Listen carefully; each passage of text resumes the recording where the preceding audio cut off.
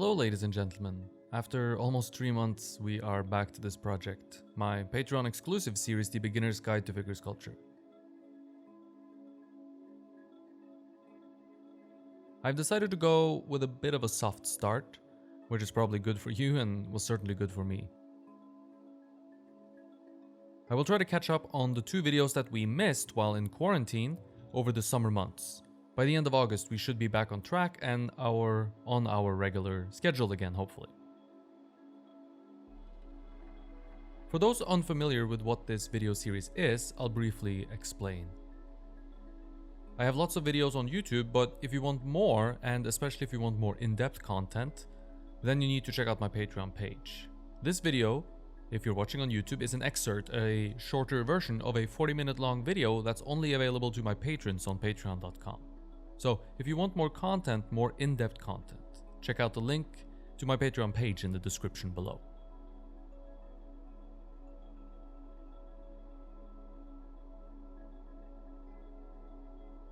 Okay, with the formalities out of the way, we can get back to talking about sculpture. This particular video will be about the balance leg, but first let's cover what is going on with all the paper towel that I'm wrapping my sculpture. It's been months since I've seen this sculpture, and this sculpture has very thin limbs. The entire sculpture is quite slender actually. Some areas will eventually be built up more, but a lot of the piece will remain quite slender.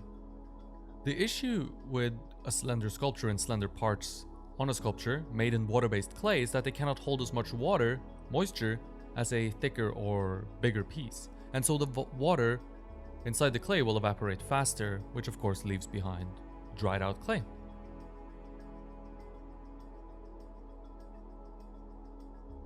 This sculpture was quite dry when I unwrapped it, and so in order to make working on it a bit easier, I decided to re-wet the clay, try to get the clay, reconstitute the clay a little bit with some wet paper towel. The reason you don't leave the sculpture sitting with wet paper towel inside the plastic wrap is twofold.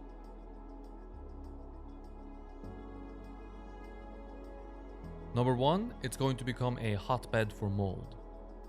I have very little mold when I unwrap my sculpture here, even after a few months, only a few areas where something in the clay or minerals in the water had crystallized, which is easy enough to kind of scrape off the surface. A tightly wrapped piece is less likely to mold because there is little to no air inside the plastic. Paper towel is paper, and paper is organic, so it's going to give mold and bacteria something to eat, and it promotes the growth of mold.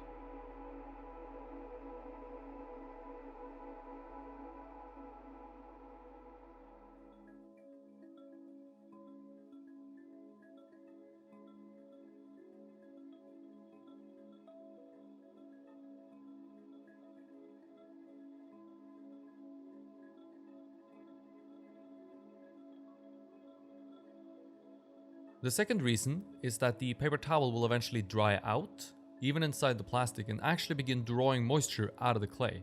So the sculpture actually dries out faster if you wrap it in paper towel inside your plastic wrap.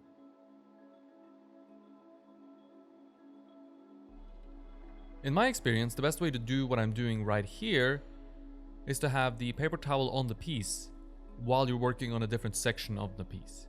And then pay attention to when the paper towel begins to dry out, and also pay attention to make sure that the part that you're trying to re-wet doesn't become so soaked in water that it just becomes sludge.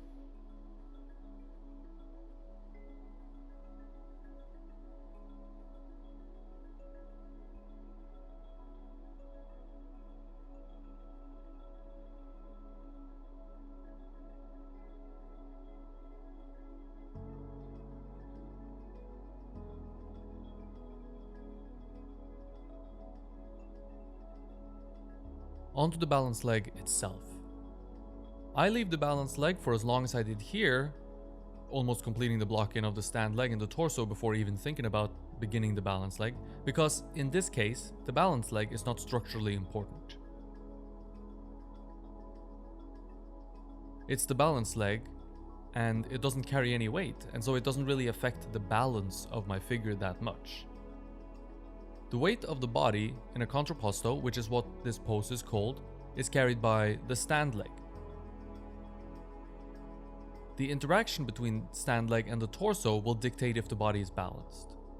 If the interaction between stand leg and body is not balanced, I have a problem with my gesture, very likely. In some cases, the balanced leg actually does carry some weight. Carrying all your weight on one leg is tiring for the model, of course, and so you'll often see models shift some weight over to their balanced leg as the pose goes on for days, weeks, or sometimes months. We obviously don't have that issue here because we are working from photographs.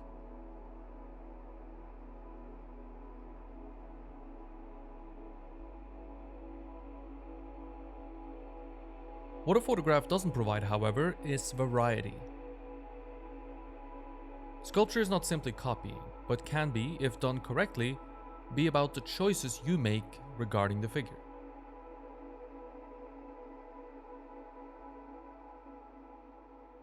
A picture provides the untrained sculptor with very little as far as variety and choice goes.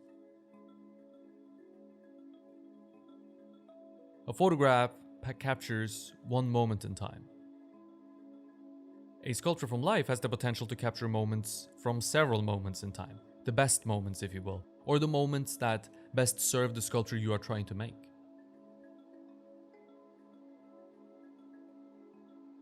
A student might find this annoying. The model moves too much is a common thing that you'll hear, but the fact that the model moves actually provides you with options. Now, of course, everything within reason. The model shouldn't move so much that the pose doesn't even remain the same, so, everything within reason, right? A substitute for the option that working from life provides is experience. It's not ideal, but it's better than not having any experience at all, of course. So having worked from life a few times before means that I have a bit of a visual library built up in my head to make a convincing change here and there if I want to. This becomes important in the balanced leg because the balanced leg is, again, it's not structurally important, which means that we have more options open to us. Moving the stand leg away from underneath the pit of the neck means that I'll have an issue with balance. Now I need the balanced leg or some other element like a podium that an arm is leaning on or something like that to help give my figure a believable sense of balance back. However, my stand leg is directly underneath the pit of the neck, so the figure is already balanced in the case of this sculpture here. And so this sets me free to do whatever I want with the balanced leg. And of course, again, within reason. That always goes without saying, I guess. I'm not going to diverge very far from my reference when it comes to the balanced leg. The only slight change I'll make is pushing the knee slightly further in towards the center, as I've always loved the gesture that this creates. The thigh aiming slightly inwards and the calf aiming slightly outwards. It's a very pleasing look that appears very relaxed. Like the balanced leg is so relaxed that the knee is almost falling inwards.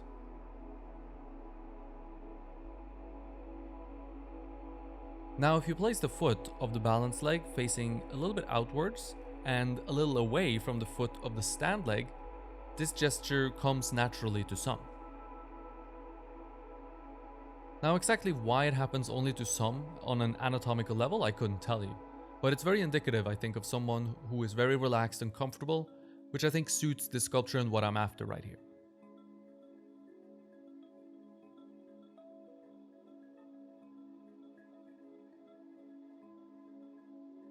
Let's thank today's sponsors, my Patreon supporters on Patreon who have ensured the continued existence of this channel and allowed me to upgrade my gear bit by bit, making better looking and better sounding content for all of you watching.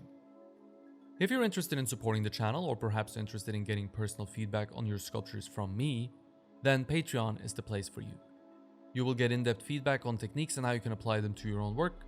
Anything sculpture related goes. We can talk about armatures, supplies, mold making, anything you need help with in your sculpting endeavors. So check it out, there's a link in the description below. And again, thank you so much to those of you who have given generously and supported me. It really means the world.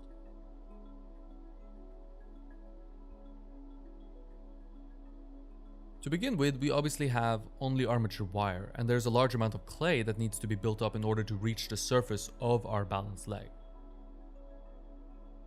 And if we do this too quickly, add the clay that is, the clay closest to the armature wire will still be wet and fresh when we add a lot of clay on top, and it won't be a reliable and stable platform for all the clay that needs to be added on top.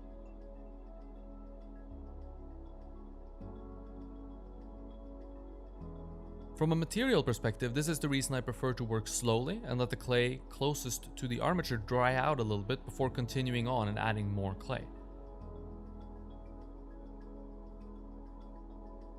It lets the clay dry and firm up a bit, and it will hold on to the armature a little bit better. If the clay moves around less, it means there's less chance of creating voids inside the clay where water can build up and wash away the particles that give your clay body. Clay without body is just mud, sludge, and areas like this will turn to soft to support the clay around it, leading to a sculpture, your sculpture, falling apart. There are of course more reasons than simply material-based reasons for why I work slowly. By working slowly, I allow myself the time to adjust as I progress. The other way would be build up a lot only to tear it all down again, or at least some of it down again, which to me seems counterintuitive. Think of it this way: getting to know a person well before committing to a relationship with that person is probably going to work out better for you than if you just marry them after 5 minutes. So get to know your subject, work out all the kinks as you progress the sculpture forward, just as you would with any relationship. Avoidance or refusal to acknowledge that something needs to be worked on, and your sculpture will suffer and not be as good as it could be and should be.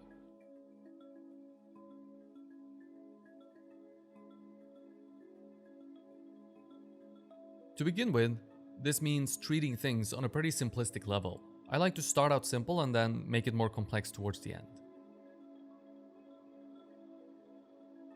To start, you might have noticed me measuring using my hand, which is of course a pretty rough tool, in order to find where the knee should be placed. First, I observe from a distance, where is the knee in relationship to the already established knee of the stand leg as far as height goes, and then I measure just to make sure.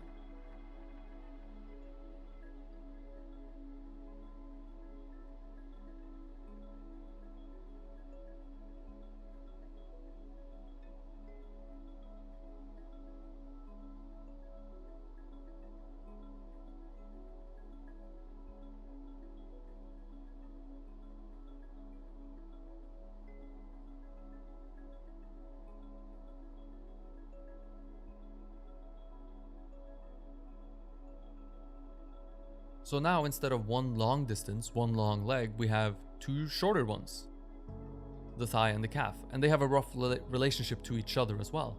One is slightly longer, one is slightly shorter. I say this a lot, but as long as you're within reason here, to begin with at least, we can adjust and improve the proportional relationship between calf and thigh as we work.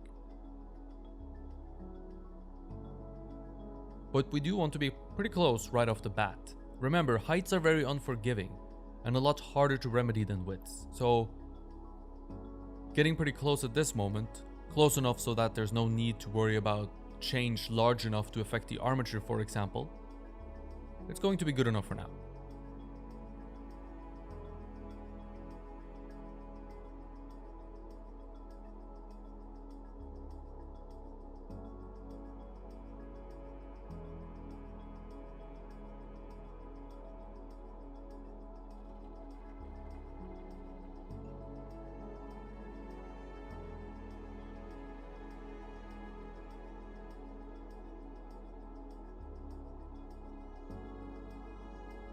Then the same principle applies to the two elements that we now have. We used to have one long leg, now we have thigh and calf.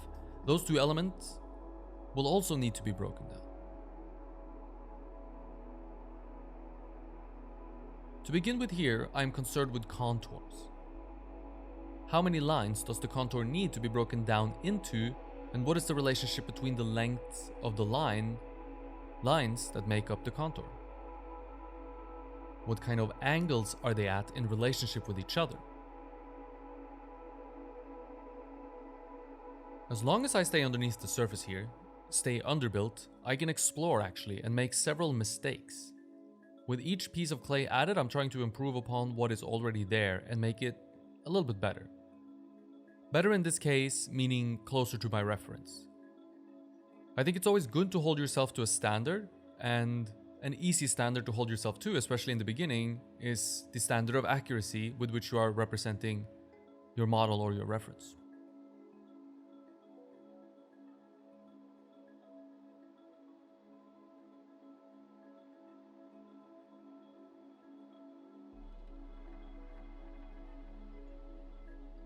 I hope you enjoyed the video, and if you did and want to learn sculpture from me or just support the channel, check out my Patreon page. I give feedback and critiques on people's work, and we talk about whatever you need help with in your sculpting endeavors. And right now, there's exclusive sculpting content on my Patreon. The first series we have embarked on is the Beginner's Guide to Figure Sculpture. I'm super excited to finally be creating exclusive content for Patreon, and I hope you will be too, and we'll take a look.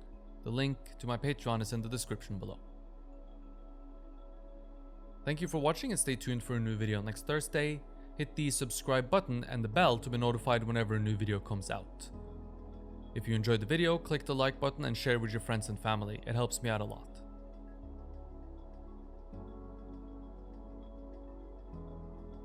Thank you for watching, stay creative, and I hope to see you in the next one.